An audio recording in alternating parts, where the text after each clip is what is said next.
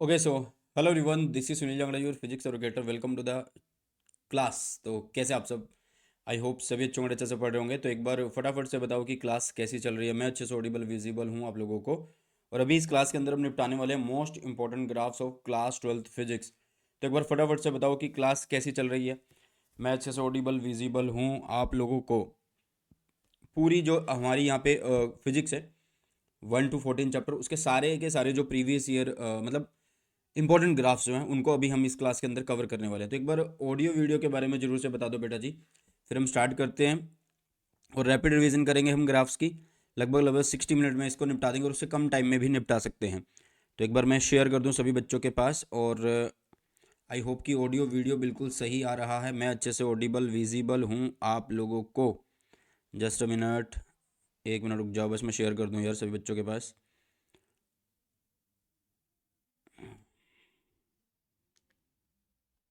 1 minute, link copy कर लेते हैं पहले, फिर आगे बढ़ते हैं। जस्ट अ मिनट बेटा।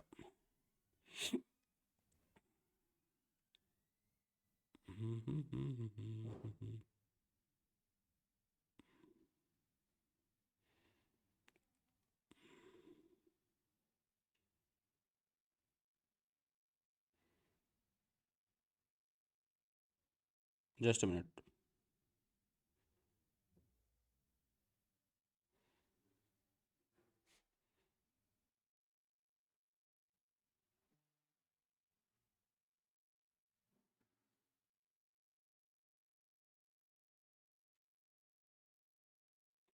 ओके, चलिए। तो अभी इस क्लास के अंदर हम करेंगे बेटा जी ग्राफ्स को करने वाले हैं। एंड मेरे ख्याल से सब कुछ सही चल रहा है, जैसा कि मैं देख पा रहा हूँ। क्लास अच्छे से चल भी रही है। तो एक बार फटाफट से आप लोग भी बता दो, फिर हम स्टार्ट करते हैं क्लास को। चलो एक बार चार्जिंग लगा लेते हैं और स्टार्ट करते हैं। चलो ओके। तो बेटा जी इस क्लास के अंदर हम निपटाएंगे most important graphs of class 12th physics को। तो यार हमारे पास 1 to 14 चैप्टर हैं और 14 चैप्टर में कम से कम हमारे पास 10 से 15 ऐसे इम्पोर्टेंट ग्राफ हैं जो हर बार सीबीएसई उनमें से कुछ ना कुछ पूछ लेता है।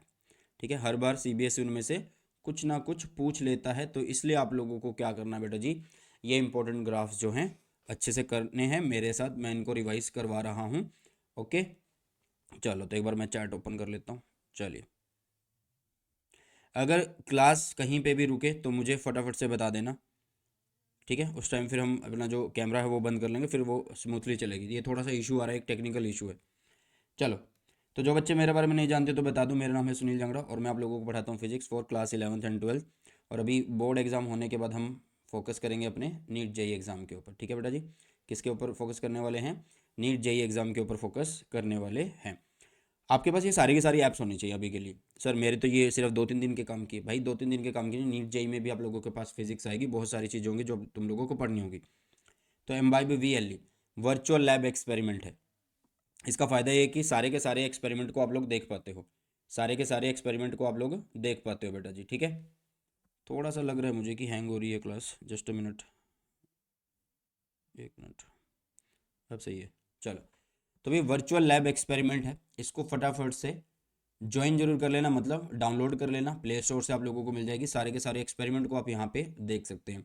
ऐप पे आप पढ़ने के साथ साथ बहुत सारी बुक्स को भी एक्सेस कर पाओगे। अगर आप लैपटॉप से पढ़ो तो मैं बोलूँगा कि मोबाइल पे भी डाउनलोड कर लो। बहुत सारी बुक्स को आप कहीं पे भी एक्सेस कर पाते हो जब आप लोगों के पास लैपटॉप नहीं होता। साथ में एम्बाइब स्कैन क्या है या एम्बाइब लेंस क्या है। एम्बाइब लेंस, यार मान लीजिए मैं कोई बुक पढ़ रहा हूँ और उस बुक में मुझे कुछ ऐसे वर्ड्स हैं जो नहीं आ रहे हैं पैराग्राफ में, तो मैं उनको एम्बाइब लेंस से स्कैन करूंगा और वो जो वर्ड्स होंगे, मतलब वैसे टोटली वर्ड्स उसके अंदर जो होंगे एकेडमिक वर्ड्स, उनको वो हाईलाइट कर देता है। जैसे कि यहाँ पे दिख रहा होगा हाईलाइट हो रहे हैं और ये नीचे उनको शो कर देगा। उन पे मैं किसी पे भी एक पे क्लिक करूंगा तो क्लिक करते ही उसके ऊपर 3D मॉडल्स मुझे मिल जाते हैं बेटा जी। क्या मिल जाते हैं? 3D models. तो बढ़िया फ़ायदा है इस ऐप का। साथ में चलो, तो अभी ग्राफ्स को फोड़ते हैं और ग्राफ्स करेंगे हम चैप्टर नंबर फर्स्ट से लेके चैप्टर नंबर 14 तक के मोस्ट इम्पोर्टेंट ग्राफ्स को निपटा देते हैं। मोस्ट इम्पोर्टेंट ग्राफ्स को निपटा देते हैं बेटा जी। ठीक है, चलिए तो पहले से स्टार्ट करते हैं। पहला क्या कहता है आप लोगों के पास? हमने देखो यार electric field due to a point charge लिखा हुआ है। देखो electric field due to a point charge का जो फॉर्मूला होता है वो होता है E is equal to K Q by में आर स्क्वेयर होता है। जो क्यू है वो हमारे पास ये क्या है, ये एक हमारा सोर्स चार्ज होता है, पॉइंट चार्ज, ठीक है, सोर्स चार्ज होता है ये। इसकी वजह से किसी भी डिस्टेंस आर पे, मान लो ये एक सोर्स चार्ज है, इसकी वजह से किसी डिस्टेंस आर पे हमें क्या निकालना है, इलेक्ट्रिक फील्ड। तो उसका फॉर्मूला आप लोगों को दिख रहा है, आपके पास है। अब ध्यान से देखना कि आप लोगों को हमेशा, भाई देखो, अगर मैं ई और आर के बीच में ग्राफ बनाता हूँ, किसके बीच में ग्राफ बनाता हूँ बेटा, अगर मैं ई एंड आर के बीच में ग्राफ बनाता हूँ तो ई और आर में इन्वर्स का रिलेशन है कि E is inversely proportional to square of distance, है ना, यही है। यस बेटा, ओके, तो यही है। तो इसका मतलब अगर मैं नीचे वाले डिस्टेंस को अगर इंक्रीज करूंगा, अगर मैं नीचे वाले डिस्टेंस को इंक्रीज करूंगा तो इसका मतलब है ये डिस्टेंस जो होगा ऊपर की तरफ ये इंक्रीज होगा या डिक्रीज, ये डिक्रीज होगा। देखो यार, सबसे पहली बात, जब E है 1/r स्क्वायर के, अगर मैं इस चीज़ को इंक्रीज कर रहा हूँ तो कॉमन सी बात है ये चीज़ क्या होगी, डिक्रीज होगी बेटा। ओके, सिमिलरली अगर मैं इस चीज़ को डिक्रीज करूँ तो ये चीज़ हमारी इंक्रीज होगी। तो इनके बीच में अगर मैं ग्राफ बनाऊंगा तो वो ग्राफ कुछ इस तरीके से आने वाला है कि जैसे जैसे हम आर को बढ़ा रहे हैं, अगर मैं इस एक्सिस पे आर लेता हूँ तो ई की वैल्यू जो है वो घटती है। ई की वैल्यू क्या है बेटा जी, वो घटती है। क्लियर है इतनी बातें? यस और नो, फटाफट से बता दो जल्दी से, समझ आया? सिमिलरली अगर मुझे इलेक्ट्रिक पोटेंशियल वाला ग्राफ लिखना है, मतलब electric potential due to a point charge लिख रहे हैं जिसका फॉर्मूला होता है V is equal to K Q by में आर। बहुत सारे बच्चे के बारे में पूछ रहे होंगे कि के क्या, अरे भाई अगर तुमने ये चैप्टर पढ़ा है तो के तो पता ही है, 1/4 पाई एप्सिलॉन नॉट होता है आप लोगों के पास, ठीक है, तो उसको हम यूज़ नहीं करें, वो तो एक कॉन्स्टेंट है। तो यहाँ पे भी क्या है, V और R में ये रिलेशन है बेटा, मतलब वही कि ये अगर इंक्रीज ये डिक्रीज, तो ये अगर डिक्रीज तो ये इंक्रीज, ठीक है। तो इस तरीके से ग्राफ बनने वाला है। ये थोड़ा सा यहाँ पे देखो फ़र्क क्या है, ये थोड़ा सा सीधे टाइप में आ रहा है एक तरीके से, ये थोड़ा अंदर की तरफ जा रहा है क्योंकि यहाँ पे स्क्वायर था, यहाँ पे सिंपल आर था, बट हमने एक्स एक्सिस पे क्या लिया है, दोनों के एक्स एक्सिस पे आर ही लिया है और इधर वी लिया है और इसमें ई लिया है। तो आपको चीज़ें समझ में जो रखनी है वो क्या रखनी है, वो रखनी है कि भाई जब भी चीज़ें इन्वर्स में होती हैं तो एक चीज़ को अगर बढ़ाते हैं दूसरी चीज़ घटती है, अगर एक चीज़ को घटा रहे हैं तो दूसरी चीज़ बढ़ती है हमारे पास। क्लियर है इतनी बातें? जल्दी से एक बार बताओ भाई, जल्दी से फटाफट से सभी बच्चे बता दीजिए, फिर आगे बढ़ते हैं। चलो नेक्स्ट, नेक्स्ट क्या है, ध्यान से सुनिएगा सभी बच्चे। नेक्स्ट जो ग्राफ है हमारे पास वो क्या कहता है, वो है हमारे पास किसके लिए है ये है बेटा जी for uniformly charged, uniformly charged spherical shell, ठीक है, यूनिफॉर्मली चार्ज स्फेरिकल शेल है ये। और अगर तुमने गॉस थ्योरम पढ़ी है, अगर तुमने गॉस थ्योरम पढ़ी है तो तुम्हें ये भी आता ही होगा, अगर तुमने गॉस थ्योरम पढ़ी है तो भैया ये भी तुम्हें आता ही होगा, उसी पे बेस्ड है, उसी की एप्लीकेशन है ये, ठीक है। होगा क्या कि ध्यान से देखना कि हमने एक स्फेयर लिया और इसको चार्ज किया हुआ है, मान लो इसको चार्ज कर दिया, इसके ऊपर चार्ज कुछ भी क्यू है, ठीक है, इसके ऊपर चार्ज क्या है, कुछ भी क्यू है, क्यू है, और इसका जो रेडियस है वो हमने बोला कि ये कैपिटल आर का है। तो अगर मैं एक बात करूं कि इसके अंदर इलेक्ट्रिक फील्ड देखूं तो वो अंदर इलेक्ट्रिक फील्ड कितना होने वाला है भाई, ज़ीरो, क्योंकि चार्ज एनक्लोज नहीं हो रहा है। अगर मैं बिल्कुल इसके सरफेस पे देखूं, एट सरफेस की अगर मैं बात करूं तो एट सरफेस जो ई का फॉर्मूला होता है वो क्यू अपॉन में 4 pi epsilon naught R square होता है, पॉइंट में भी यही हमने पढ़ा था। और अगर मैं गोजन सरफेस को बिल्कुल बाहर ले लूँ, गोजन सरफेस को बिल्कुल बाहर ले लूँ, मतलब आर बहुत बड़ा है कैपिटल आर से, तो ई की वैल्यू उस टाइम पे क्यू अपॉन में 4 pi epsilon naught small R square होती है। तो ये ग्राफ हमने उसी तरीके से बनाया, देखो इस फॉर्मूले को देखो, वही केस है कि ई इनवर्सली है स्क्वायर ऑफ डिस्टेंस के। तो जैसे जैसे आर बढ़ेगा इस एक्सिस पे, जैसे जैसे आर बढ़ रहा है वैसे वैसे ई घट रहा है, क्योंकि इस एक्सिस पे हमने ई लिया हुआ है। अगर मैं यहाँ पे इस पॉइंट पे बात करूँ जहाँ पे ये है, ये एट सरफेस, तो फील्ड कितना है एट सरफेस, तो फील्ड ये रहने वाला फिक्स है वो, तो ये यहाँ से शुरू हो रहा है, यहाँ से घटना शुरू हुआ है। और इधर क्या है, फील्ड जीरो है, क्यों, क्योंकि यहाँ पे क्या हो रहा है भैया, कुछ भी चार्ज एनक्लोज नहीं हुआ है। तो इन द एंड आप लोगों के पास क्या चीज़ समझने को थी कि भाई वही इन्वर्स वाला रिलेशन आप लोगों को समझना था। तो ये ग्राफ आप लोगों को बहुत अच्छे से रट लेना है, ये ग्राफ आप लोगों को बहुत अच्छे से रट लेना। किसी को इतने में कोई डाउट है? कुछ भी डाउट है तो बता सकता है, कुछ भी किसी को कोई भी डाउट है तो इतने में बता सकता है। क्लियर? चलो आगे बढ़ते हैं। नेक्स्ट आ जाता है पोटेंशियल के लिए। पोटेंशियल के लिए बिल्कुल सिंपल है, सिर्फ फर्क क्या आएगा ध्यान से सुनना। पोटेंशियल में क्या होता है कि जैसे कि मान लीजिए हमने पोटेंशियल पे क्या किया कि हमने इस केस लिया कौन सा, ये भी वही शेल वाला हमने लिया, एक स्फेयर हमारे पास है, ठीक है, तो उसको चार्ज कर रखा है। मान लो ये स्फेयर हमने लिया, उसको चार्ज कर रखा है भैया, उसके ऊपर चार्ज कितना है क्यू। तो यहाँ पे फर्क क्या है, यहाँ पे भाई यहाँ से लेके यहाँ तक जो पोटेंशियल है वो सेम रहने वाला है, वो के क्यू बाई में इसका रेडियस अगर हमने आर माना है तो वो आर ही रहने वाला है, ये याद रखना, ठीक है। मतलब अगर मैं वी और आर के बीच में ग्राफ बनाऊँ तो इधर वी, यहाँ से ये क्या है कांस्टेंट है, क्योंकि वो सेम रहेगा। यहाँ पे चेक करो, यहाँ पे चेक करो, यहाँ पे चेक करो, यहाँ पे चेक करो, तो वो सेम रहेगा। अब उसके बाद जैसे ही हम सरफेस से बाहर की तरफ आ रहे हैं, सरफेस से बाहर की तरफ आ रहे हैं बाहर, तो उसके साथ क्या होगा, जैसे जैसे डिस्टेंस बढ़ेगा वैसे वैसे वैसे वैसे वी घटता जाएगा। तो ये जो रिलेशन होता है ये होता है के क्यू बाई में स्मॉल आर का। अगर हमने गोजियन सरफेस लिया बाहर और उसका रेडियस कितना है, स्मॉल आर अगर है, तो ये वो केस है।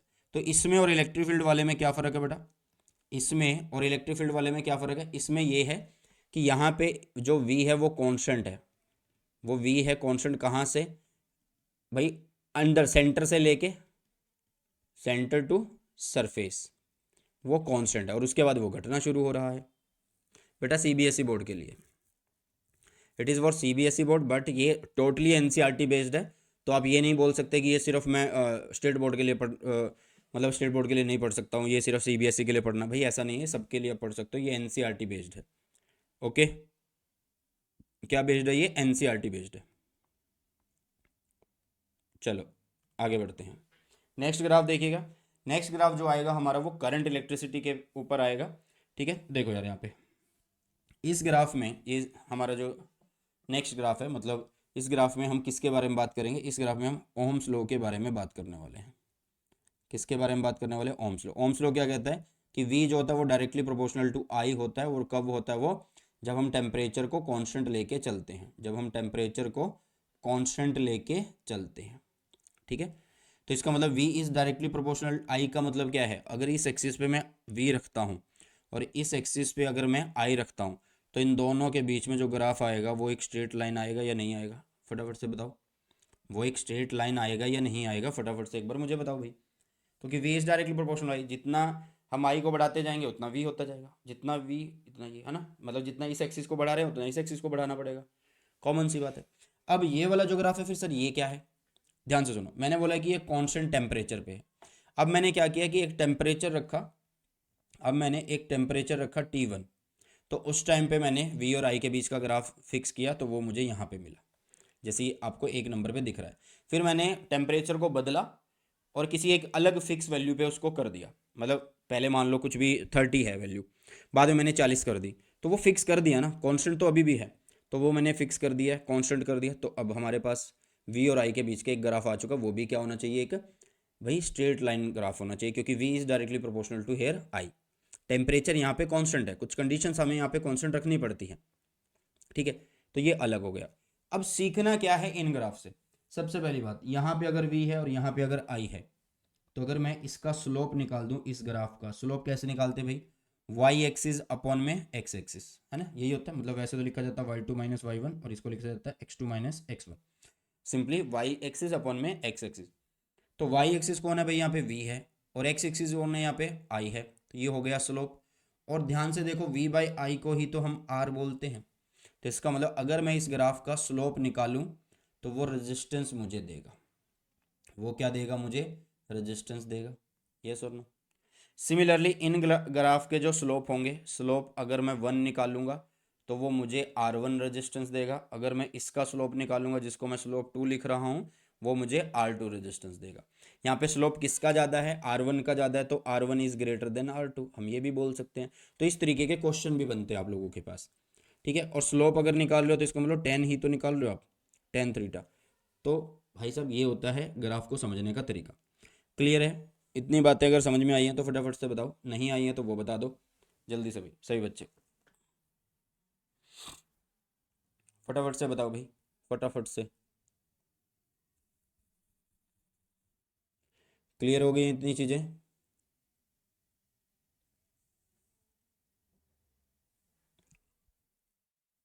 चलो अब आगे बढ़े। चलो, ये था ओम्स लॉ पे बेस्ड बेटा। अब ओम्स लॉ ने हमें एक बात सिखा दी, ओम्स लॉ ने हमें एक बात सिखाई है कि V is directly proportional to I. इसका मतलब है कि जैसे जैसे वी को इंक्रीज कर रहे हैं वैसे वैसे इसका मतलब आई इंक्रीज हो रहा है। ये तो बात वही होगी ना कि भाई हम क्या बोलते हैं कि किसी भी कंडक्टर में से जो करंट फ्लो कर रहा होता है वो डायरेक्टली प्रोपोर्शनल उसके अक्रॉस जो पोटेंशियल डिफरेंस हमने लगाया है। वी इंक्रीज तो आई इंक्रीज, यही हुआ। लेकिन कहीं जगह ऐसा होगा, कुछ मटेरियल या एलिमेंट ऐसे होंगे जहाँ पे क्या होगा कि अगर हम वोल्टेज को इंक्रीज करेंगे, अगर हम वोल्टेज को इंक्रीज करेंगे तो करंट क्या होगा, करंट भाई साहब डिक्रीज होगा, ये याद रखना। तो जहाँ पे वोल्टेज इंक्रीज करने से करंट डिक्रीज होगा उसको बोलते हैं नेगेटिव रेजिस्टेंस। क्या बोलते हैं उसको? नेगेटिव रेजिस्टेंस बोलते हैं। ठीक है, उसको क्या बोलते हैं बेटा जी? नेगेटिव रेजिस्टेंस बोलते हैं। यहाँ पे यही तो हो रहा है, इस एक्सिस पे मैंने करंट लिया, इस एक्सिस पे मैंने वी लिया। तो यहाँ से देखो, यहाँ से तो ये लीनियरिटी थी, बट इसके बाद लीनियरिटी खत्म हुई है, एकदम से ऊपर बढ़ा, यहाँ पे आ गया। अब इसके बाद जैसे जैसे हम वोल्टेज को बढ़ा रहे हैं करंट घट रहा है, जैसे जैसे हम वोल्टेज को बढ़ा रहे हैं करंट घट रहा है बेटा जी। जैसे जैसे हम वोल्टेज को बढ़ा रहे हैं, जैसे यहाँ से यहाँ चल रहे हैं, ऐसे ऐसे चल रहे हैं, तो ऐसे चले हैं तो वोल्टेज करंट देखो डाउन आ रहा है, डाउन आ रहा है, तो ये हमारा नेगेटिव रीजन है। और यहीं से हमारा प्रीवियस ईयर क्वेश्चन भी बनता है, यहीं से हमारा प्रीवियस ईयर क्वेश्चन भी बनता है भाई साहब। बताओ कोई डाउट? बेटा एक बार सारे कर लेते हैं, अगर कोई डाउट रहेगा फिर मैं आप लोगों को पूछ लूँगा कि भाई ये कौन से ग्राफ में डाउट है, वो मैं तुम्हें बता दूंगा। ठीक है, यस और नो फटाफट से बताओ इतनी बातें। चलो आगे बढ़ते हैं फिर नेक्स्ट। अब ध्यान से देखना सभी बच्चे, होगा क्या भाई? ये तो समझ में आ गया कि नेगेटिव रीजन क्या होता है, कि जब वी बढ़ रहा है आई घटे, वो नेगेटिव रीजन रेजिस्टेंस कहलाता है। ये आपका किसके लिए है भैया? ये अलग अलग मटेरियल्स के लिए, जरूरी नहीं होगा कि हर बार में V is directly proportional to I रहने वाला है। ओके, चलो नेक्स्ट हमारे पास ये कुछ ग्राफ्स आते हैं, जिसमें से ये ग्राफ आप लोगों का मेटल के लिए है एक तरीके से, ठीक है बेटा जी, और ये आप लोगों का नाइक्रोम के लिए, एक तरीके से आप एलॉय बोल सकते हो, और ये आप लोगों का किसके लिए? सेमीकंडक्टर के लिए है। आपको एक फॉर्मूला पता है, आपको एक फॉर्मूला पता है कि जो रजिस्टिविटी होती है वो m अपॉन में एन ई स्क्वेयर टाउ होती है। मतलब resistivity is inversely proportional to tau. होगा क्या, ध्यान से देखना, टेम्परेचर जैसे ही इंक्रीज होगा उससे क्या होगा, जो इलेक्ट्रॉन है उन, जो रैंडम मोशन में है इलेक्ट्रॉन, रैंडम मोशन में है भैया, वो क्या होंगे, वो एक्साइट हो जाएंगे, है ना, मतलब वो रैंडमली क्या हो जाएंगे भाई, उनका मोशन तेज हो जाएगा, फास्ट हो जाएंगे। ठीक है, तो फास्ट होंगे होंगे तो वो क्या होंगे भाई, आयंस और इलेक्ट्रॉन टकराएंगे, तो इसका मतलब कोलिजन जो है वो होगा। ठीक है, कोलिजन होगा तो इसका मतलब जल्दी जल्दी हो रहा है, कोलिजन जो हो रहा है वो फास्ट हो रहा है। अगर फास्ट हो रहा है तो इसका मतलब रिलैक्सेशन टाइम घट रहा है, तो टेम्परेचर बढ़ाने से रिलैक्सेशन टाइम घट गया। अगर ये चीज़ घट गई है, अभी मैंने समझाई थी, अगर ये चीज़ घट गई है भाई साहब, तो ये चीज़ क्या हो रही है, इंक्रीज हो रही है। तो हम पहले बनाते हैं किसके बीच का ग्राफ, मेटल के बीच का ग्राफ। इस एक्सिस पे हमने लिया टेम्परेचर, इस एक्सिस पे लिया हमने रेजिस्टिविटी। तो जैसे जैसे हम टेम्परेचर बढ़ाएंगे वैसे वैसे रेजिस्टिविटी क्या होगी, क्या होगी भैया जी, इंक्रीज होगी। भाई देखो, अब देखो ना ध्यान से, टेम्परेचर अगर हम बढ़ा रहे हैं उससे क्या हो रहा है, ये घट रहा है, ये घट रहा है, तो ये बढ़ रहा है भाई। यस और नो, यस और नो। तो वही है कि ग्राफ कैसे आ रहा है, एकदम से ऐसे बढ़ रहा है भैया। क्लियर है, समझ में आया? यस और नो। अब दूसरा आता है हमारे पास नाइक्रोम, जो कि लगभग एलओए आप लोग बोल सकते हो ना, एलओए होता है। तो इसमें क्या होता है कि टेम्परेचर की ही इंडिपेंडेंट होता है। अब देखो कि टेम्परेचर जैसे जैसे आप बढ़ाते जा रहे हो, टेम्परेचर जैसे आपने बढ़ाया, मान लो टेम्परेचर जब जीरो था तो इसके पास एक रजिस्टिविटी थी पहले से ही, 1.109 बोल सकते हो आप, यहाँ पे थी। और उसके बाद जब आपने टेम्परेचर को 800 केल्विन कर दिया, जब आपने टेम्परेचर को 800 केल्विन कर दिया तो टेम्परेचर में कितनी बढ़त हुई भाई, 1.120 हुआ। इसका मतलब 1.1, मतलब 1.20 हुआ, 1.10 वो था ही, तो 0.2 ही तो बढ़ा। मतलब टेम्परेचर के ये इंडिपेंडेंट होता है कि टेम्परेचर बढ़ाओ, रेजिस्टेंस में इतना फर्क नहीं आता, बहुत कम फर्क आता है, बहुत कम फर्क आता है, एक तरीके से ये इंडिपेंडेंट होता है। बट जो सेमीकंडक्टर होते हैं, सेमी कंडक्टर जो होते हैं उनमें क्या होता है, ध्यान से देखना। सेमी कंडक्टर में क्या होता है कि जैसे जैसे आप लोग टेम्परेचर बढ़ाते हो तो कोवलेंट बॉन्ड जो होते हैं, कोवलेंट बॉन्ड्स वो ब्रेक हो जाते हैं, ठीक है, वो ब्रेक हो जाते हैं भाई। जब वो ब्रेक होंगे तो इलेक्ट्रॉन और होल बन जाएंगे, इलेक्ट्रॉन और होल बनेंगे, और इलेक्ट्रॉन और होल ही करंट के काम आते हैं, दोनों की वजह से ही होता है।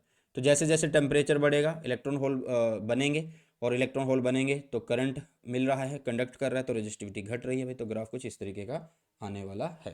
क्लियर हुआ? हाँ जी। कोई डाउट, कोई समस्या, कोई परेशानी किसी को इतने में? अगर है तो बता दो, पूछ लो, नहीं है तो भाई फिर हम आगे की तरफ बढ़ते हैं। चलिए नेक्स्ट आगे बढ़ते हैं। तो ये आप लोगों का एक तरीके से करंट इलेक्ट्रिसिटी पूरा हुआ, ठीक है। और सभी, ऐसा नहीं है कि सभी चैप्टर में से ग्राफ मिलेंगे, सभी चैप्टर में से ग्राफ मिलेंगे, कुछ चैप्टर ऐसे भी होंगे जिनमें ग्राफ ही नहीं होगा। चलो नेक्स्ट हमारा जो, अच्छा, करंट इलेक्ट्रिसिटी का एक और ग्राफ आता है, वो आता है यार किस किस के बीच में, आप लोगों का वी और आर के बीच में आता है, करंट के बीच में आता है, ठीक है। जैसे कि आप लोगों को ये टर्मिनल वोल्टेज या फिर पोटेंशियल डिफरेंस का एक इक्वेशन पता है टर्मिनल वोल्टेज का। तो V इज इक्वल टू क्या है, E M F minus I R होता है। अगर मैं स्ट्रेट एक इक्वेशन लिखूँ, स्ट्रेट लाइन इक्वेशन लिखूँ, Y is equal to M X plus में सी लिखते हैं इसको, ये लिखते हैं। तो यहाँ पे मैं इसको ऐसे लिख सकता हूँ, ऊपर वाली इक्वेशन को, V को ऐसे लिख दूँ कि ये माइनस आई आर प्लस में ई हुआ। एक्स एक्सिस पे हमने आई लिया है, तो यहाँ पे क्या है, एक्स तो हो गया मेरा आई, एक्स तो हो गया मेरा आई। तो इसका मतलब एम जो है वो कौन है, माइनस आर, और एम क्या कहलाता है हमारे पास, स्लोप कहलाता है। एम क्या कहलाता है, स्लोप। स्लोप है तो इसका मतलब ये 90 से बड़ा एंगल बनेगा, 90 से बड़ा एंगल बनेगा, तो ये इधर की तरफ ग्राफ बनेगा। और ये वाली जो सी है, इंटरसेप्ट होता है, ये कहाँ पे इंटरसेप्ट हो रहा है, पॉजिटिव ई, पॉजिटिव मतलब एक्स एक्सिस पे इंटरसेप्ट दिखाता है ना, तो ये पॉजिटिव ई जहाँ पे इंटरसेप्ट हो रहा है वो ई, तो ग्राफ आने वाला भाई इस तरीके का। बताओ कोई डाउट किसी को, किसी को कोई समस्या इतने में, कोई परेशानी, फटाफट से एक बार बता दीजिए भाई सभी बच्चे।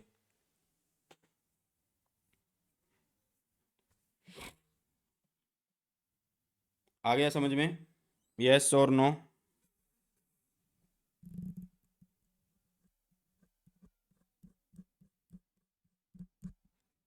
चलिए तो आगे बढ़े बेटा। नेक्स्ट, नेक्स्ट ग्राफ क्या कहता है, ध्यान से सुनिएगा सभी बच्चे। देखो यार, हमारा अब करंट इलेक्ट्रिसिटी खत्म हुआ, अब बारी है किसकी, हमारे चैप्टर नंबर जो आप लोगों का फोर्थ है उसकी बारी है, ठीक है। चलो तो क्या कहता अभी ये ग्राफ, एक मिनट, इसमें ग्राफ नहीं था क्या कोई? चलो यहाँ पे आ जाते हैं। अब ये आ गया हमारा चैप्टर नंबर एक तरीके से फिफ्थ आ गया। इसमें हमें डाई सब्सटेंस जो होते हैं, डाया मैग्नेटिक सब्सटेंस जो होते हैं, पैरा मैग्नेटिक जो सब्सटेंस होते हैं, और फेरो मैग्नेटिक जो सब्सटेंस होते हैं, उनको देखना होता है।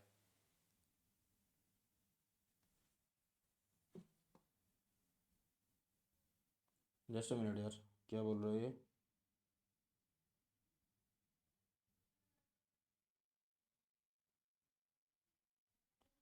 एक मिनट रुकिए बेटा।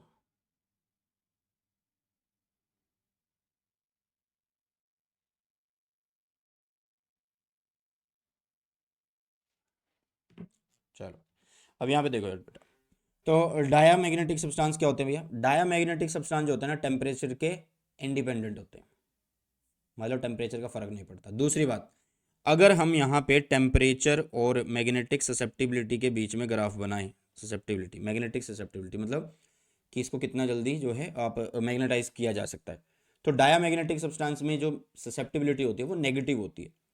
तो अगर मैं यहाँ पे अगर ग्राफ बनाऊँ किस किस के बीच में, ससेप्टिबिलिटी, और इधर इस एक्सिस पर टेम्परेचर रखूँ, तो टेम्परेचर पे तो फर्क नहीं पड़ेगा, मतलब टेम्परेचर कितना बढ़ा दो भाई ये फिक्स रहेगी, नेगेटिव ही रहेगी, ये नेगेटिव रहेगी, तो नेगेटिव में ही ये चलता जा रहा है, क्योंकि यहाँ पे ये ओरिजिन है, इससे ऊपर पॉजिटिव है चीज़ें, इससे नीचे नेगेटिव हैं चीज़ें। क्लियर है, समझ आया?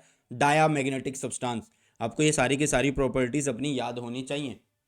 पैरा मैग्नेटिक सब्सटेंस क्या कहता है, पैरा डिपेंड करता है, पैरा डिपेंड करता है, जैसे जैसे आप टेम्परेचर बढ़ाओगे मैग्नेटिक ससेप्टिबिलिटी घटती जाएगी, मैग्नेटिक ससेप्टिबिलिटी क्या हो जाएगी भाई, घटती जाएगी, बट ये नेगेटिव नहीं होती है, स्मॉल पॉजिटिव होती है, स्मॉल पॉजिटिव होती है। तो ये कुछ इस तरीके से डिपेंड करती है, ठीक है।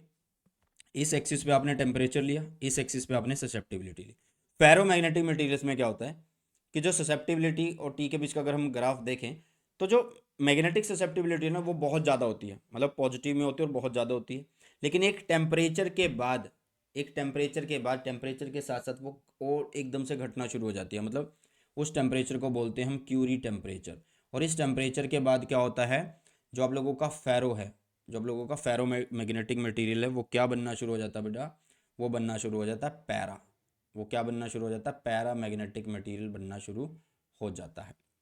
ठीक है, तो इन दोनों में एक जैसे ग्राफ है, बट यहाँ पे आप लोगों को शो करना पड़ेगा कि किस टेम्परेचर पे ये एकदम से ऐसे घटना शुरू हो रहा है, क्योंकि होती तो पॉजिटिव है, बट एक बार में जाके फिर टेम्परेचर बढ़ने के साथ साथ साथ जैसे टेम्परेचर बढ़ाया बढ़ाया बढ़ाया, बट एक टेम्परेचर ऐसा आता है जब फेरो मैग्नेटिक मटेरियल आपका पैरा बनना शुरू हो जाता है। उस टेम्परेचर को बोला जाता है क्यूरी टेम्परेचर। उस टेम्परेचर को क्या बोला जाता है बेटा जी, क्यूरी टेम्परेचर बोला जाता है। क्लियर, समझ आया? चलो यार, तो मेरे ख्याल से इतना सभी को समझ में आ गया होगा। ओके, चलो अब आगे की तरफ बढ़ते हैं। नेक्स्ट हमारा जो चैप्टर आएगा वो आना चाहिए आप लोगों का ईएमआई। ईएमआई में भी कुछ ग्राफ्स हैं, बट ग्राफ्स जो हैं वो मेनली किसके ऊपर आता है आप लोगों का, एसी जनरेटर के ऊपर आते हैं। ठीक है, एसी जनरेटर के ऊपर आते हैं। ठीक है, ये कई बार आप लोगों की जो वर्किंग वगैरह होती है ना, कि मान लो तुमसे कोई बोला कि एसी जनरेटर बताओ, उसकी वेव फॉर्म भी बना देना, ये सब चीज़ें, ठीक है, वो आ जाता है। आपको पता होता है कि एसी जनरेटर में जो ईएमएफ इंड्यूस होता है वो is equal to E naught sine omega T से होता है।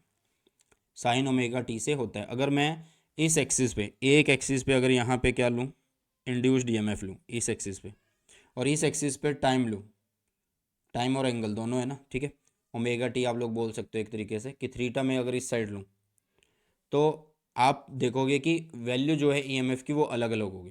देखो स्टार्टिंग में जब एंगल ज़ीरो है, मतलब टाइम ज़ीरो है, या ओमेगा टी पूरा ज़ीरो है, तो उस टाइम पे ई भी ज़ीरो होना चाहिए, है ना, ई भी ज़ीरो होना चाहिए।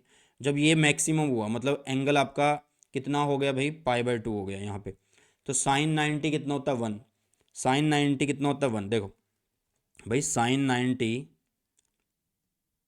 90 कितना होगा, 1 होगा।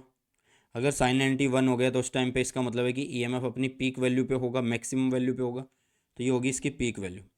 ये होगी इसकी क्या, पीक वैल्यू बेटा जी, ये वाली ई नॉट। फिर उसके बाद वही कि एंगल अब पाई/2 से और बढ़ेगा, तो ईएमएफ घटता जाएगा घटता जाएगा, नेगेटिव तक जाएगा, और नेगेटिव में एक मैक्सिमम वैल्यू को वो लेगा। यहाँ पे ये ई नॉट ही होगा, बट ये नेगेटिव में ई नॉट होगा। अब इसके बाद ये फिर से वैल्यू को बढ़ता जाएगा और यहाँ पे ये आ जाएगा। तो ये पूरा एक साइकिल भी कवर हो गया। और जैसे जैसे आर्मेचर कॉइल की पोजीशन चेंज हुई, देखो ये रहा आप लोगों के पास नॉर्थ, ये रहा आप लोगों के पास साउथ, इसमें जब ये आर्मेचर कॉइल घूमती है तो इसके साथ लगने वाला जो फ्लक्स है वो अलग अलग एंगल पे अलग अलग होता है, और उसके अकॉर्डिंग ही ईएमएफ इंड्यूस होता है बेटा जी। ठीक है, क्लियर हुआ इतना? यस और नो फटाफट से एक बार बता दीजिए भाई सभी बच्चे, फिर आगे की तरफ बढ़ते हैं। एंड मेरे ख्याल से यहाँ तक अभी सब कुछ चीज़ आप लोगों को अच्छे से समझ में आ गई है। बताओ, करें स्टार्ट?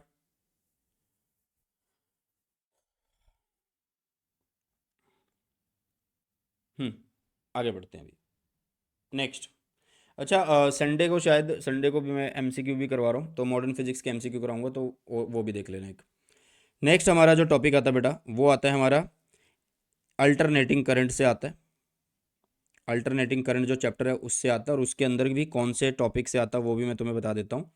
वो आता है बेटा जी आपका सीरीज एलसीआर सर्किट से, सीरीज एलसीआर सर्किट। ठीक है, इसके लिए ना हमने यहाँ पे जो ग्राफ है वो किस किस के बीच में है, वो इम्पिडेंस के बीच में है और फ्रीक्वेंसी के बीच में। तो इसके लिए सीरीज एलसीआर सर्किट की पहले एक बार इक्वेशन लिखो। इक्वेशन कैसे लिखी जाती है, अंडर रूट में लिखेंगे R² plus XL minus XC का होल स्क्वायर। एक्सएल क्या होता है, 2 पाई फ्रीक्वेंसी, एक्सी क्या होता है, 1/2 पाई फ्रीक्वेंसी सी। ठीक है, एक्सएल क्या होता है बेटा, एक्सएल होता है एल ओमेगा, और ओमेगा की वैल्यू 2 पाई एफ होती है, तो उसके अकॉर्डिंग ये बना दिया हमने। सिमिलरली हमने ये बना दिया। ओके, अब इनको जब वैल्यू में पुट कर दिया तो जेड की वैल्यू ये आ गई है। अब ध्यान से देखो कि अगर मैं एफ को जीरो रखता हूँ, अगर मैं एफ को जीरो रखता हूँ, तो यहाँ पे जीरो होगा, यहाँ पे 1 में यहाँ जीरो होगा, so something upon zero, infinite not define हुआ, तो इसका मतलब ये वैल्यू बहुत बड़ी आ रही है, ये वैल्यू बहुत बड़ी होगी, लार्ज वैल्यू आ जाएगी, लार्ज वैल्यू। तो इसका मतलब जेड क्या उस टाइम पे लार्ज है, तब जब भाई एफ जीरो है ना, तो जेड बहुत ज़्यादा लार्ज है। ठीक है, ये बात समझ में आ गई होगी। अब आगे देखो दूसरी बात, दूसरी बात, मान लो मैंने क्या किया कि एफ को बहुत ज़्यादा बड़ा कर दिया, एफ को मैंने बहुत ज़्यादा बड़ा कर दिया, मतलब एफ को मैंने लिख दिया 1000, मतलब आगे तक वैल्यू मैंने उसकी बढ़ा दी, ठीक है, आगे तक मैंने उसकी वैल्यू बढ़ा दी, ठीक है, उसको बहुत आगे तक मैंने उसको इंक्रीज कर दिया था भाई साहब। चलो, तो यहाँ पे क्या हुआ कि जैसे आपने 1000 किया तो ये 2 पाई इंटू में 1000 होगा, ओके, और यहाँ पे 1 अपॉन में 1000 और इंटू में 2 पाई है सब कुछ, है ना, यही है। अब ध्यान से देखो, ये वाला फैक्टर बड़ा होगा या नहीं होगा, बड़ा होगा, ये वाला फैक्टर क्या होगा, ओवरऑल छोटा हो जाएगा, क्योंकि समथिंग अपॉन बहुत बड़ा नंबर तो जीरो, तो जेड की वैल्यू अभी भी ओवरऑल बड़ी आने वाली है, तो इसका मतलब एफ की वैल्यू जब कम है तब भी जेड ज़्यादा था, एफ की वैल्यू जब ज़्यादा है तब भी जेड ज़्यादा है, बट यहाँ पे एक पर्टिकुलर फ्रिक्वेंसी होती है जिस पे जेड की वैल्यू मिनिमम होती है, वहाँ पे जेड जो होता है वो आर के बराबर होता है, मतलब जेड जो होता है एक तरीके से मिनिमम होता है, जेड जो होता है बेटा जी वो क्या होता है, मिनिमम होता है, क्लियर। इस फ्रीक्वेंसी पे सर्किट जो होता है वो रेजोनेंस में होता है, और इसी पे बेस्ड एक पी वाई क्यू भी बनता है कि एलसीआर सीरीज सर्किट देगा, वो बोलेगा कि सीरीज एलसीआर सर्किट के लिए कौन सी बात सही है, वो बोलेगा कि जैसे जैसे हम फ्रीक्वेंसी को बढ़ाते हैं तो इम्पीडेंस पहले एकदम से बढ़ता है, फिर घटता है, और फिर से दोबारा से बढ़ना शुरू हो जाता है। तो ग्राफ कुछ इस तरीके का आने वाला बेटा, क्योंकि देखो जीरो पे हाई है और ज़्यादा पे भी हाई है, लेकिन एक पर्टिकुलर फ्रिक्वेंसी ऐसी है जिसपे वो मिनिमम है, जिसपे वो क्या है, मिनिमम। तो ग्राफ कुछ ऐसे ही बनने वाला, फिर तो यू शेप में ही बनेगा, क्लियर हुआ। अब इसी पे बेस्ड हमारा दूसरा ग्राफ भी आता है, वो आता है करंट से रिलेटेड वाला, ठीक है, कौन सा आता है बेटा जी, करंट से रिलेटेड हमारे पास आने वाला है, किससे रिलेटेड आने वाला है बेटा जी, करंट से रिलेटेड हमारे पास वो आने वाला है, ठीक है। अब ध्यान से देखना उस ग्राफ को, ये रहा वो ग्राफ, नहीं ये नहीं है, ये है वो ग्राफ, ठीक है। यहाँ पे हमने लिया मैक्सिमम करंट, आई एम लिया, या फिर बोलो कि आई नॉट लिया, और यहाँ पे इस एक्सिस पे हमने ली फ्रीक्वेंसी, ठीक है, फ्रीक्वेंसी। अब ध्यान से देखो पिछले ग्राफ में और इस ग्राफ में क्या समानता है, भाई हमने अगर इस एक्सिस पे जेड लिया था, ध्यान से देखना, अगर हमने इस एक्सिस पे क्या लिया, जेड लिया, और इस एक्सिस पे हमने फ्रीक्वेंसी ली थी, जिसको आप ओमेगा की फॉर्म में लिखना चाहते हो तो ओमेगा की फॉर्म में लिख लेना, क्योंकि यहाँ पे ओमेगा है, ठीक है, कोई बात नहीं है। तो ग्राफ कुछ ऐसा आ रहा था, भाई देखो जब फ्रीक्वेंसी कम है तो जेड ज़्यादा है, भाई रेजिस्टेंस ज़्यादा है, रेजिस्टेंस ज़्यादा है तो उस केस में करंट क्या होगा, कम। तो यहाँ पे वही तो हुआ कि इस केस में वही तो हो रहा है कि भाई जब फ्रीक्वेंसी कम है तो करंट भी कम है, करंट भी कम है, लेकिन जब फ्रीक्वेंसी मिनिमम है, मिनिमम मतलब मिड में कहीं आ रही है तो उस पर जेड क्या है, मिनिमम है।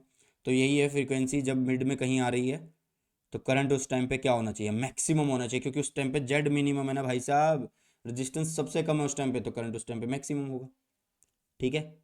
तो इसी तरीके से जैसे जैसे फ्रीक्वेंसी बढ़ती जा रही है, अब फिर से जेड बढ़ता जा रहा है, फिर से जेड बढ़ता जा रहा है, तो करंट घटता जाएगा। तो करंट और फ्रीक्वेंसी के बीच का ग्राफ ये है, इम्पीडेंस और फ्रीक्वेंसी के बीच का ग्राफ ये रहने वाला। क्लियर हुई इतनी बातें, यस और नो, फटाफट से एक बार बता दो भाई सभी बच्चे। और मेरे ख्याल से यहाँ तक किसी को कोई भी दिक्कत, कोई भी परेशानी नहीं होगी और ना ही होनी चाहिए। ये क्या, हमारा माइक ही गिर गया था रे भैया, एक मिनट रुको, ये वायर्स का झमेला ज़्यादा हो रहा है, जस्ट अ मिनट यार।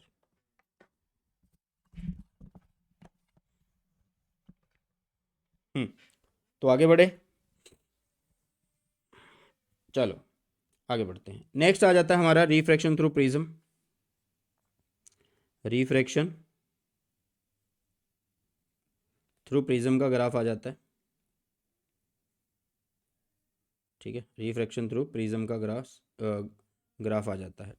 देखो यार यहाँ पे रिफ्रैक्शन के केस में ना हमें डेविएशन का एक फॉर्मूला मिलता है, आई प्लस ई माइनस ए मिलता है, ठीक है, आई प्लस ई माइनस ए मिलता है। अगर हम यहाँ पे अगर हम यहाँ पे क्या करते हैं, अगर हम यहाँ पे एंगल ऑफ इंसिडेंस और डेविएशन के बीच में अगर एक ग्राफ बनाते हैं तो हमारे पास ग्राफ कुछ ऐसा आने वाला है। अब ये एक्सपेरिमेंटल स्टडी है तो ग्राफ इस तरीके का बनेगा ही बनेगा, ठीक है, कि भाई पहले क्या होता है कि जैसे मान लो आपने क्या किया कि यहाँ पे एंगल ऑफ डेविएशन दिया, ठीक है, इस एंगल ऑफ डेविएशन पे दिया, यहाँ पे भी तो एंगल ऑफ डेविएशन है, ये पूरे का पूरा ऐसे एंगल ऑफ डेविएशन है, मतलब एक एंगल ऑफ डेविएशन है। देखो उस टाइम पे 50 डिग्री है, लेकिन इस एक्सिस पे दो एक्सिस कट हो रहे हैं, इस एक्सिस पे दो पॉइंट कट हो रहे हैं, एक है 40 डिग्री और एक है कितना, कुछ भी 70 डिग्री या 75 डिग्री कुछ भी, ठीक है। मतलब एक एंगल ऑफ डेविएशन पे आई की अलग अलग वैल्यू है, या फिर बोलो कि आई और ई अलग अलग वैल्यू मिल रही है हमें, लेकिन एक कॉमन पॉइंट ऐसा आता है, एक पॉइंट ऐसा आता है जहाँ पे डेल जो होता है वो मिनिमम हो जाता है, जब डेल मिनिमम होता है, देखो यहाँ पे डेल मिनिमम है, यहाँ पे डेल क्या है, मिनिमम है, ये मिनिमम है। इस पॉइंट पे जब भी डेल मिनिमम हो जाता है तो आई जो होता है वो ई के बराबर होता है, आर वन जो होता है वो आर टू के बराबर होता है, ठीक है। आर वन जो है आर टू के बराबर होता है, और आपको पता है कि R one plus R two किसके बराबर होते हैं भाई, ए के बराबर। तो इसका मतलब two R is equal to A means R is equal to A by में टू होता है, ठीक है। तो ये ग्राफ इस तरीके से बनने वाला है, और एक्सपेरिमेंटल स्टडी है तो याद होना चाहिए कि भाई एंगल ऑफ इंसिडेंस को एक्स एक्सिस पे ले रखा है, तो एंगल ऑफ इंसिडेंस मान लो आपने रखा कुछ भी, तो उस टाइम पे आप लोगों के पास डेविएशन बहुत ज़्यादा, जैसे जैसे आप एंगल ऑफ इंसिडेंस को बढ़ाते जा रहे हैं डेविएशन घटता जा रहा है, और ये फिर से दोबारा से बढ़ना शुरू हो जाता है, फिर से दोबारा से बढ़ना शुरू हो जाता है। बेटा सारे चैप्टर्स कवर होंगे ना, सारे चैप्टर्स कवर होंगे, और लगभग अभी हम कौन से चैप्टर पे आ चुके हैं, रे ऑप्टिक्स पे आ चुके हैं, है ना। चलो आगे बढ़ते हैं, आगे बढ़ते हैं बेटा। अगर ग्राफ्स हो गए, पहले से हो गए, तो मैं आप लोगों को और अलग टाइप के क्वेश्चन भी करा दूंगा बेटा, ठीक है। अब सबसे पहले सुनो, यहाँ पे ये अब हम पहुँच चुके हैं वेव ऑप्टिक्स में, किस पे पहुँच चुके हैं बेटा, वेव ऑप्टिक्स में पहुँच चुके हैं। अब वेव ऑप्टिक्स में जो ग्राफ है वो किसका कर रहे हैं, YDSC के लिए कर रहे हैं, यंग डबल स्लिट एक्सपेरिमेंट के लिए कर रहे हैं। यहाँ पे पहले मैं ग्राफ को पूरा कर दूँ एक बार से, ठीक है। ये थोड़ा दिख नहीं रहा तुम्हें, विजिबल नहीं हो रहा होगा, बट मैं इसको कर देता हूँ, ये ऐसे है,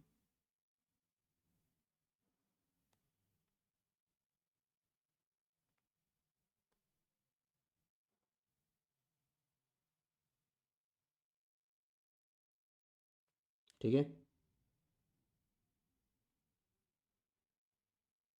ठीक है, ये ऐसे क्लियर है बेटा, इतना आप लोगों को पता होना चाहिए। इस एक्सिस पे हमने ली इंटेंसिटी, ठीक है, इस एक्सिस पे हमने ली इंटेंसिटी, और इस एक्सिस पे लिया हमने पार्ट डिफरेंस, ठीक है।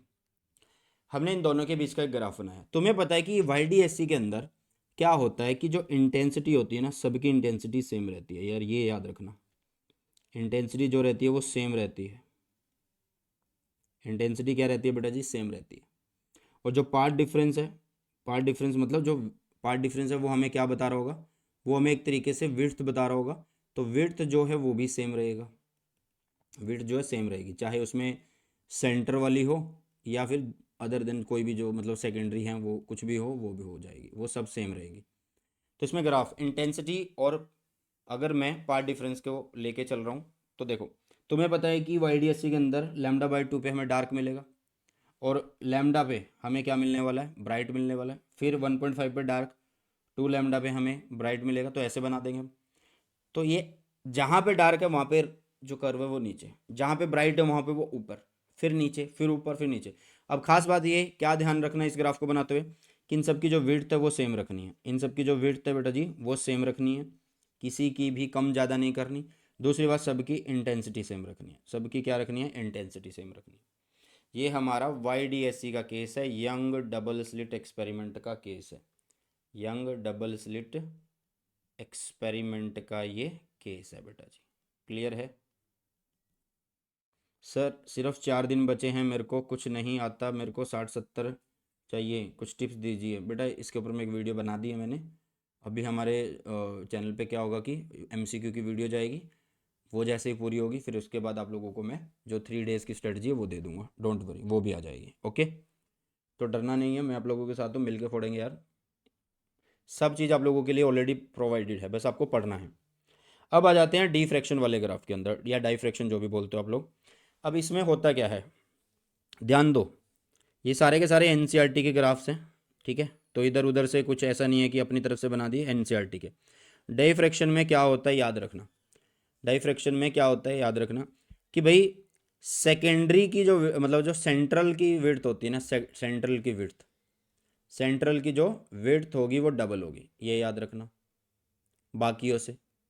सेंटर की जो विड्थ होगी वो डबल होगी बाकियों से, ये याद रखना। दूसरी बात, यहाँ पे इंटेंसिटी, इंटेंसिटी क्या होती है, सेंट्रल जो मैक्सिमा होती है उसकी सबसे ज़्यादा होती है, सेंट्रल मैक्सिमा की सबसे ज़्यादा होती है, हाईएस्ट होती है भैया। और बाकी उसके बाद क्या होता है, डिक्रीज होना शुरू हो जाता है।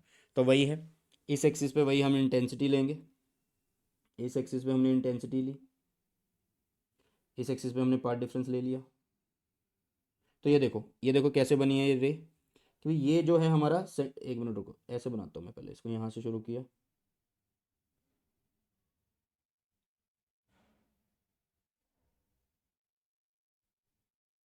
ये देखो सबसे ज़्यादा, सबसे पहले क्या होता है कि बीच वाला जो है हमारा सेंट्रल, सेंट्रल मैक्सिमा है, सेंट्रल मैक्सिमा, इसकी दोनों चीज़ें सबसे ज़्यादा होती हैं भैया। इसकी इंटेंसिटी भी सबसे ज़्यादा, सबसे ऊपर बन रहा है जाके, पीक पे जाके बन रहा है ना, और इसकी विड्थ भी डबल होती है, ये 2 टाइम्स होता है बाकियों का।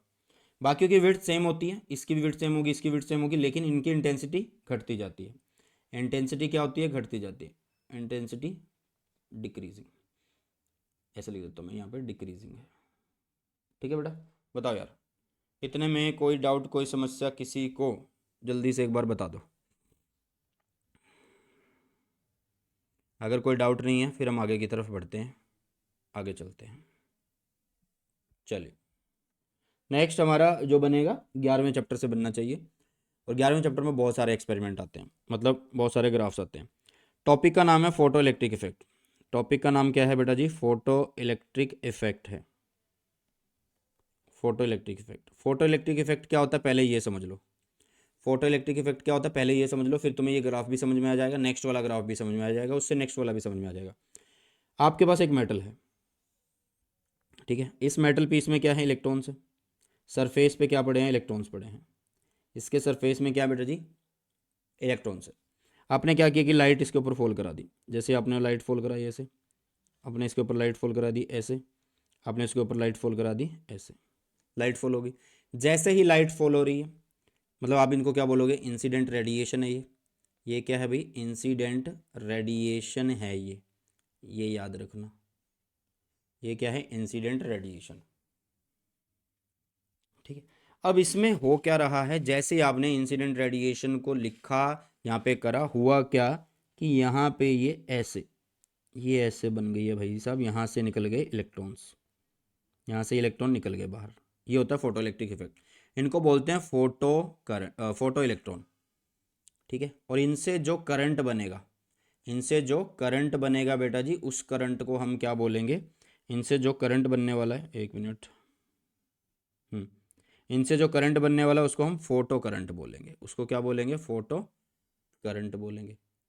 ठीक है, अब ध्यान से देखो, अब ध्यान से देखो कि ये इंसिडेंट रेडिएशन हो रही है, मतलब यहाँ पे क्या है भाई? फोटॉन्स है, लाइट के अंदर क्या है? फोटॉन्स है, ये क्या है? फोटॉन्स है। अब अगर मैं एक ग्राफ बनाऊं, इस एक्सिस पे अगर मैं करंट लूं, इस एक्सिस पे मैं क्या लूं बेटा जी? करंट लूं। कौन है भाई?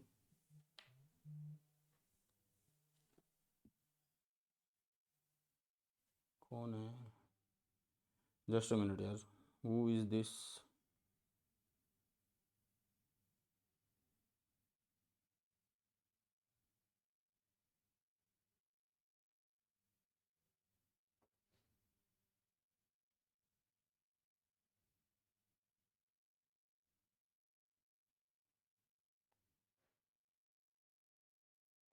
कोई भी आ जाता है यार, छोड़ो, बाद में देखते हैं इसको। तो अभी यहाँ पे अगर मैं इस एक्सिस पे करंट लूँ और इस एक्सिस पे इंटेंसिटी ऑफ लाइट लूँ, सबसे पहले बात इंटेंसिटी, इंटेंसिटी का मतलब भाई नंबर ऑफ फोटॉन्स। तो नंबर ऑफ फोटॉन, देखो एक फोटोन ने क्या किया? एक इलेक्ट्रॉन निकाला। अगर मैं नंबर ऑफ फोटॉन्स बढ़ा रहा हूँ तो मतलब मैं इंटेंसिटी बढ़ा रहा हूँ, इंटेंसिटी बढ़ा रहा हूँ तो इसका मतलब यहाँ पे क्या हो रहा है कि इलेक्ट्रॉन्स निकल रहे हैं, इलेक्ट्रॉन्स ज़्यादा निकल रहे हैं तो करंट बन रहा है। तो अगर इस एक्सिस पे अगर करंट लें, इस एक्सिस पे अगर हम इंटेंसिटी ऑफ लाइट लें, या दोनों को इंटरचेंज कर देना, आपकी मर्जी है, तो उससे क्या है भाई? करंट कुछ इस तरीके से आने वाला है। वैसे इंटरचेंज करके मत बनाना, और करंट नहीं मतलब ग्राफ इस तरीके का आने वाला है कि इंटेंसिटी बढ़ा रहा हूँ मैं, वैसे वैसे इलेक्ट्रॉन बढ़ रहे हैं, वैसे वैसे इलेक्ट्रॉन बढ़ रहा है तो करंट बढ़ रहा है, तो इसलिए ग्राफ कुछ लीनियर आने वाला है इस तरीके से। क्लियर है? नेक्स्ट देखिएगा, नेक्स्ट क्या है आप लोगों के पास?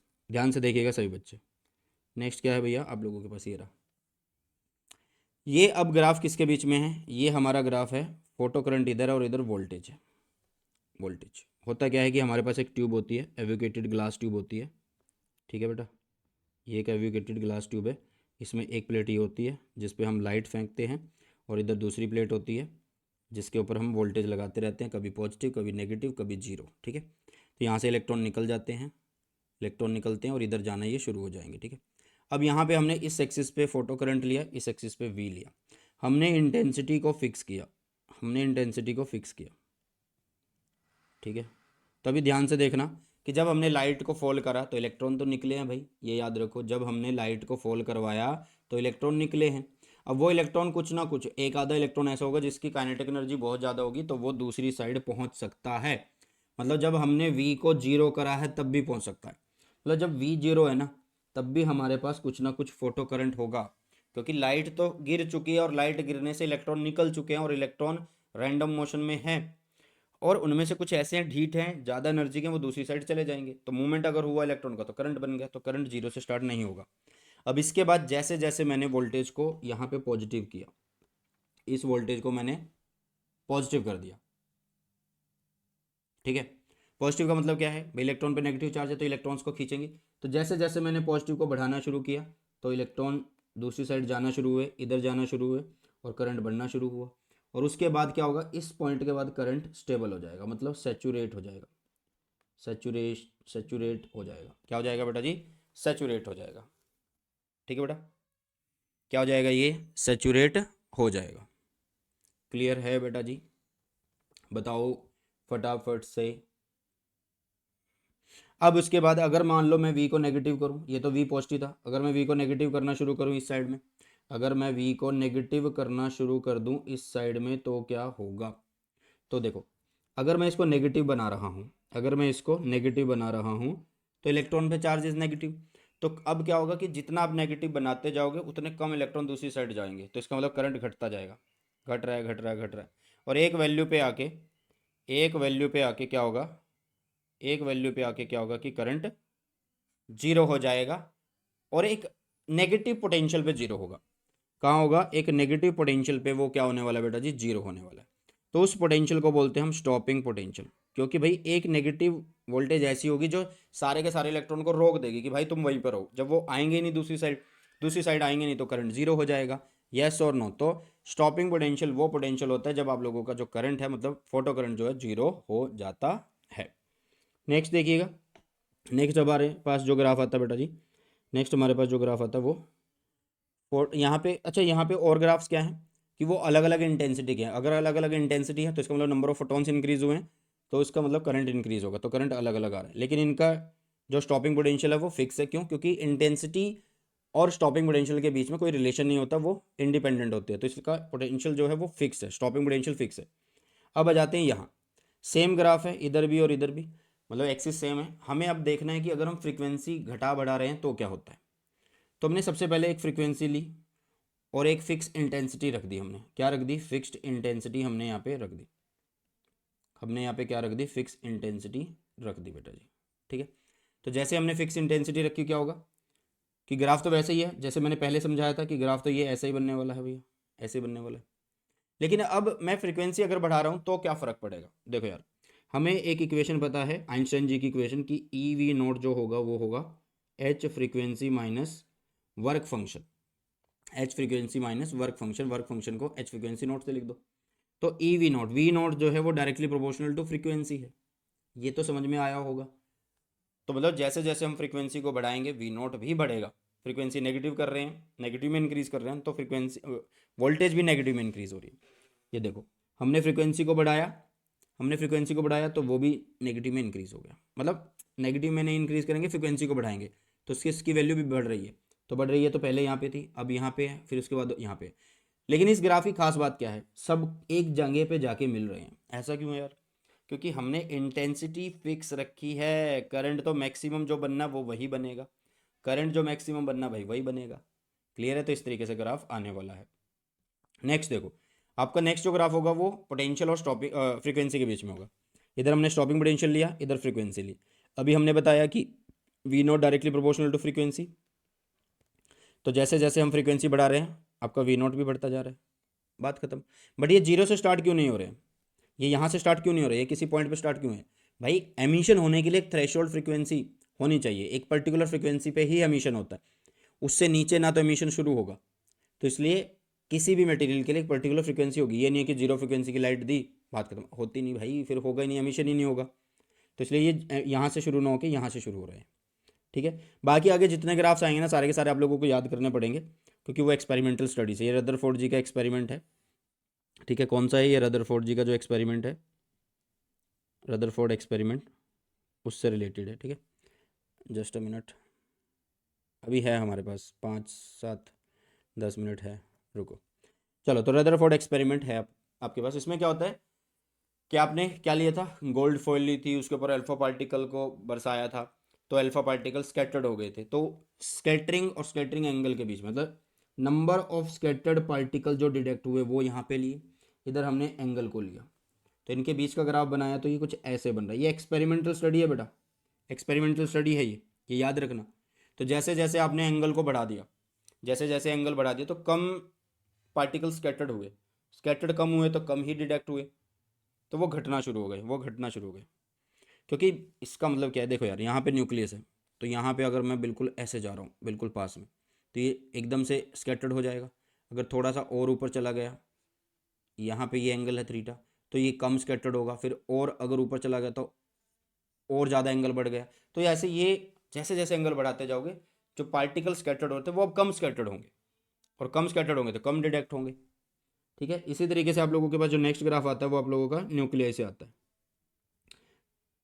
हाँ, तो बाइंडिंग एनर्जी कर्व है, बाइंडिंग एनर्जी कर्व। एक चीज़ याद रखना इस कर्व में, कि इस एक्सिस पे क्या होगा, बाइंडिंग एनर्जी पर न्यूक्लियंस होगी, इस साइड पे मास नंबर होगा। अब ध्यान से सुनना सभी, कि भाई 30 से, जब ए छोटा है, ए जब 30 से छोटा है और 170 से, ए जो 30 से बड़ा और 170 से छोटा, तो ये स्टेबल होते हैं, ये याद रखना। तो लगभग लगभग ये यहाँ से लेकर ना, ये सीधी सी एक लाइन होती है यहाँ तक, 170 तक, 170 तक, यहाँ बीच में कहीं तक ये स्टेबल रहते हैं, स्टेबल, ये याद रखना बेटा। इसमें कुछ भी नहीं है अच्छे से बताने का, क्योंकि आप लोगों को एक चीज़ देखनी है कि स्टेबिलिटी के लिए n/z वो जो रेशो है वो 1 होना चाहिए, और मैक्सिमम वो कहाँ तक जा सकता है, 1/1.6 तक जा सकता है। तो ज़रूरी नहीं है, कोई तुम्हें ये नहीं बोल सकते कि जो लाइटेस्ट है वो स्टेबल होंगे। भाई जो ज़्यादा लाइटेस्ट है, जो 30 से छोटे हैं वो भी अनस्टेबल होते हैं, और जो 170 से ऊपर हैं वो भी अनस्टेबल है। तो बीच के जो हैं वो एक्सपेरिमेंटली चेक किए गए कि वो स्टेबल ही होने वाले हैं, तो ये रटना ही पड़ेगा तुम्हें, ठीक है। चलिए, नेक्स्ट हमारा जो ग्राफ आता है वो न्यूक्लियर फोर्स से रिलेटेड आता है। इस ग्राफ के अंदर हम क्या करने वाले हैं, ध्यान से देखना सभी बच्चे। भाई इस एक्सिस पे हमने आर लिया, ये आर क्या है, ये सेपरेशन है किस किस के बीच में, न्यूक्लियस के अंदर जो चीज़ें पड़ी हैं, कौन पड़ा भाई, neutron proton, proton proton neutron neutron, ये पड़े, उनके बीच का सेपरेशन है। और इस एक्सिस पे हमने पोटेंशियल एनर्जी ली है। देखो यार, जब पोटेंशियल एनर्जी आप लोगों की चेंज होगी, तो आपका जो फोर्स है वो बदलेगी, बदलेगी मतलब कभी अट्रैक्टिव होगी कभी रिपल्सिव होगी। ध्यान से देखना कि जब आपने डिस्टेंस r0, एक डिस्टेंस होता है जो कि 0.8 FM होता है, अगर उससे ज़्यादा डिस्टेंस होगा, उससे ज़्यादा डिस्टेंस होगा, तो आपकी जो पोटेंशियल एनर्जी है वो बढ़ना शुरू होगी, मतलब वो पॉजिटिव की तरफ जाना शुरू होगी ऐसे। तो उस टाइम पे जो आपकी फोर्स होगी वो अट्रैक्टिव फोर्स होगी। कैसी फोर्स होगी, अट्रैक्टिव। लेकिन जैसे ही सेपरेशन उनके बीच का 0.8 FM से कम होगा, तो वो नेगेटिव में होगी, और नेगेटिव में होगी तो वो रिपल्सिव होगी। कैसी होगी, रिपल्सिव होगी। इस ग्राफ को या तो वो तुम्हें बोल सकते कि बना दो भाई, इस ग्राफ को या तो वो तुम्हें बोल सकता है कि बना दो, या वो तुमसे पूछेगा कि इस ग्राफ को देखते हुए ये बताओ कि कब न्यूक्लियर फोर्स अट्रैक्टिव है, कब रिपल्सिव है। तो तुम बोलोगे कि जब 0.8 FM से डिस्टेंस थोड़ा सा भी ज़्यादा होता है, तो न्यूक्लियर फोर्स कैसी हो जाती है, अट्रैक्टिव होती है। For a separation greater than r0, अगर उससे छोटा है, less than r0, the force is strongly repulsive, तो स्ट्रांगली रिपल्सिव होती है। क्लियर हुआ या नहीं हुआ, फटाफट से एक बार बता दो भाई सभी बच्चे, ठीक है। चलो नेक्स्ट की तरफ बढ़ते हैं। नेक्स्ट हमारा सेमीमीटर आता है, और बड़ा इजी आएगा, सिंपल आएगा। ये है फॉरवर्ड और reverse bias, forward and reverse bias है बेटा जी, forward and reverse bias characteristics है। इस एक्सिस पे हमने करंट लिया, इस एक्सिस पे नेगेटिव करंट लिया, मतलब माइक्रो में लिया, ये मिली में लिया। ये पॉजिटिव वोल्टेज, ये नेगेटिव वोल्टेज। होता क्या है कि जैसे जैसे वोल्टेज को बढ़ाते चलते हैं फॉरवर्ड बाइसिंग के अंदर, फॉरवर्ड बाइसिंग में क्या होता है कि डायोड के पी के साथ हम पॉजिटिव लगाते हैं बैटरी का, और एन साइड के साथ नेगेटिव लगाते हैं। तो जैसे जैसे ही हमने बाहर से पॉजिटिव को पॉजिटिव से जोड़ा, एन को नेगेटिव से जोड़ा, तो फॉरवर्ड बाइसिंग हुई। तो जैसे जैसे वोल्टेज को बढ़ाया, तो उस इतनी वोल्टेज बढ़ने तक कुछ भी करंट नहीं मिला। क्यों नहीं मिला, क्योंकि इतनी वोल्टेज के लिए जो डिप्लीशन लेयर है वो ब्रेक कर रहे थे, डिप्लीशन लेयर ब्रेक कर रहे थे, वो वैनिश हो रही थी, धीरे धीरे धीरे धीरे घट रही थी। तो एक वोल्टेज हमें ऐसी मिली जिस पे आके वो एकदम से डिप्लीशन लेयर की जो विड्थ है वो जीरो हो गई, और उसके बाद दोबारा से इलेक्ट्रॉन होल रिकम्बाइन हुए। तो जैसे जैसे वोल्टेज बढ़ाई तो उसके बाद आपका करंट फिर बढ़ना शुरू हो गया बेटा जी, फिर बढ़ना शुरू हो गया। ठीक है। अब नेगेटिव में, मतलब अगर हमने नेगेटिव अप्लाई की तो नेगेटिव में क्या होता है भैया, करंट नहीं मिलता, क्योंकि डिप्लीशन लेयर बड़ी होती जाती है। वोल्टेज अब अप्लाई करते जाओ, डिप्लीशन लेयर बड़ी होगी, लेकिन एक माइनर सा करंट फिर भी मिल जाता है एक पर्टिकुलर वोल्टेज पे, जो कि माइनॉरिटी चार्ज कैरियर की वजह से होता है। किसकी वजह से होता है बेटा जी? माइनॉरिटी चार्ज कैरियर्स की वजह से होता है। तो ये होती है हमारी रिवर्स बायस करेक्टरिस्टिक्स। ये क्या होती है? रिवर्स बायस करेक्टरिस्टिक्स होती है। ठीक है। और ये हमारी फॉरवर्ड बायस होती है। ओके बेटा, ये हमारी फॉरवर्ड बायस होती है, ये रिवर्स बायस होती है।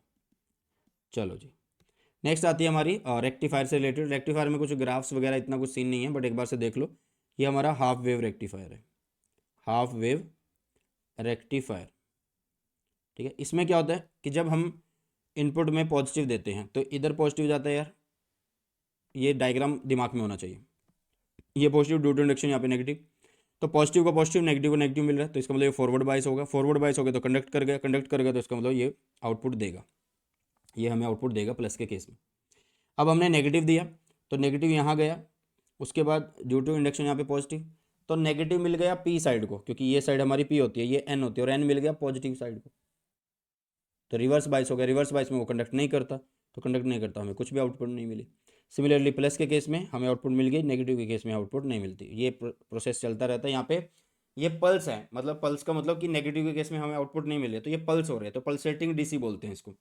क्या बोलते हैं बेटा जी? पल्सेटिंग डीसी बोलते हैं इसको। क्लियर? किसी को इतने में कोई भी परेशानी, कोई भी समस्या? चलो जी, अब आगे की तरफ देखो। नेक्स्ट हमारे पास क्या है? फुल वेव रेक्टिफायर है। फुल वेव रेक्टिफायर में क्या होता है कि दो डायोड होते हैं हमारे पास। क्या होते हैं? दो, जैसे कि एक ये रहा, एक ये रहा। ठीक है, सेंटर टैप कर रखा होता है। डायग्राम तो तुम्हें आती है। जैसे हमने पॉजिटिव साइकिल दिया तो ये पॉजिटिव मिला, इसको नेगेटिव मिला ड्यू टू इंडक्शन, तो ये फॉरवर्ड बायस हुआ, ये रिवर्स बायस हुआ। तो पॉजिटिव के केस में कौन हमें आउटपुट देगा? D1 हमें आउटपुट दे देगा। फिर जैसे ही हमारे पास यहाँ पे क्या हुआ, जैसे ही हमारे पास हमने इसको नेगेटिव दिया और ड्यू टू इंडक्शन यहाँ पे पॉजिटिव आया, तो अब क्या हो रहा है? तो नेगेटिव के केस में, नेगेटिव के केस में क्या हो रहा है कि D1 वाला जो है रिवर्स बायस हुआ, D2 वाला फॉरवर्ड बायस हुआ, तो आउटपुट फिर भी मिल गई भी D2 की वजह से। सिमिलरली ये प्रोसेस चलता रहेगा। पॉजिटिव के केस में कौन आउटपुट देगा? D1। नेगेटिव के केस में कौन आउटपुट देगा? D2। तो ये फुल वेव रेक्टिफायर बोला जाता है बेटा जी। क्लियर है? इतनी बातें, इतनी चीज़ें समझ में आई होगी या नहीं आई है? फटाफट से एक बार मुझे बता दो भाई सभी लोग। तो अभी के लिए निपटाते हैं इस क्लास को। ठीक है। और सारी चीज़ें हमने यहाँ पे कवर करी हैं। तो सबसे पहले आपको ये टेलीग्राम चैनल ज्वाइन कर लेना है, और साथ में ये हमारे पास जो बुक्स हैं ये भी आप एक्सेस कर पाते हो। बाकी ये नीट का टेलीग्राम चैनल पता नहीं क्यों अटैच कर दिया है, देख लेना एक बार आप लोग, नहीं तो डिस्क्रिप्शन में मैं बोल दूंगा कि 12th के लिए टेलीग्राम चैनल का लिंक डाल दो। हाँ, चलो। तो ये हैं बढ़िया वाले फीचर्स बेटा। इसमें आप देख सकते हैं कि एमवाई पे 70,000 से ज़्यादा वीडियो लेसन हैं, 2,000 से ज़्यादा बुक्स हैं, डाउट सॉल्व किए जाते हैं, डेली 60 से 70 लाइव क्लास होती हैं। पेरेंट ऐप पे आप परफॉर्मेंस चेक कर सकते हो, अचीव जर्नी से आप अपनी क्लास के बराबर आ सकते हो। किसी लेक्चर में पीछे हो, किसी चैप्टर में पीछे हो, तो अचीव जर्नी बनाओ ऐप पे जाके, वो तुम्हें बताएगा कि भाई यहाँ से स्टार्ट कर, इन वीडियो को देख, अचीव जर्नी बड़े काम में आने वाली है। साथ में प्रैक्टिस टेस्ट है, टेस्ट दे सकते हो, क्वेश्चन की प्रैक्टिस कर सकते हो, टेस्ट को कस्टमाइज कर सकते हो, बढ़िया वाले कूबो से पढ़ाया जाता है। और एम्बाइब लेंस के बारे में तो मैंने ऑलरेडी आप लोगों को बता दिया है। प्ले स्टोर से आप ऐप को डाउनलोड कर सकते हो बेटा, या ऐप स्टोर से कर सकते हो। और ये सारी की सारी ऐप्स जो हैं आप लोगों के मोबाइल फ़ोन में होनी चाहिए, क्योंकि इन ऐप के थ्रू आप लोग क्या कर सकते हो, बहुत सारी चीज़ें देख सकते हो। जैसे VLE ऐप है, इस ऐप के थ्रू आप लोग अब सारे के सारे एक्सपेरिमेंट देख पाओगे। एमबाइब ऐप पे आप अगर लैपटॉप पे पढ़ रहे हो, ज़्यादा थोड़ा डाटा ज़्यादा लग रहा है, तो आप ऐप डाउनलोड करो मोबाइल में, वहाँ पे पढ़ो, कम डाटा लगेगा और साथ में बहुत सारी बुक्स को भी एक्सेस कर पाओगे। और एमबाइब स्कैन, कोई चीज़ नहीं आ रही है, कोई पैराग्राफ नहीं आ रहा है, उसको उससे स्कैन करो, वो वर्ड्स को हाईलाइट करेगा। वर्ड्स को हाईलाइट करेगा तो आप लोगों को उससे related videos, 3D models, lectures सब मिल जाएंगे। ओके बेटा, तो ये थी हमारी आज की ग्राफ्स की क्लास, जिसमें हमने क्लास 12th फिजिक्स के मोस्ट इंपॉर्टेंट ग्राफ्स को कवर कर दिया है। एंड आई होप कि आप लोगों को मज़ा आया होगा इस क्लास के अंदर। चलिए, तो इसी के साथ इस वीडियो सेशन को करते हैं समाप्त, और मिलते हैं जल्दी से नए सेशन में। कोई डाउट है तो कमेंट सेक्शन में बता के जाना, मैं सारे के सारे कमेंट्स को है देख लेता हूँ, तो इसलिए कमेंट में जल्दी से बता के जाना बेटा जी। ओके, चलिए, तो फिर क्लास को निपटा दें। जल्दी से एक बार बताओ यार, फटाफट से सभी बच्चे क्लास को निपटा दें। चलिए तो फिर निपटाते हैं इस क्लास को, एंड आई होप ये सेशन आप लोगों को अच्छा लगा है। सो वो है, टेक केयर, जय हिंद, वंदे मातरम।